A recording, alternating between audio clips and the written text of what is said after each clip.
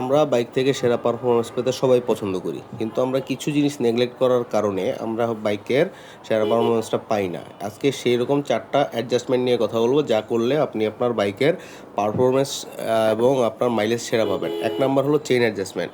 আমরা বাইক পরিষ্কার করি, বাইকের যত্ন নেই, কিন্তু চেইনের বিষয়টা আসলে ভুলে যাই। চেইন লুব এবং চেইন অ্যাডজাস্টমেন্টটা খুবই জরুরি। 2 নম্বর হলো ক্লাচ অ্যাডজাস্টমেন্ট।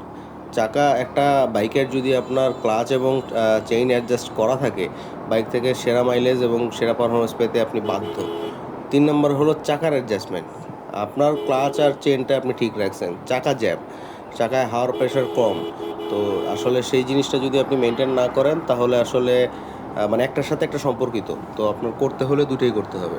4 নম্বর হলো ট্যাপেট অ্যাডজাস্টমেন্ট। ট্যাপের অ্যাডজাস্টমেন্টটা খুবই গুরুত্বপূর্ণ, কিন্তু এটা একটা ক্রিটিক্যাল বিষয়। সে কারণে আপনারা যদি কেউ ট্যাপ অ্যাডজাস্ট করেন, অবশ্যই অভিজ্ঞ দক্ষ মেকানিক দিয়ে ট্যাপ অ্যাডজাস্ট করাবেন।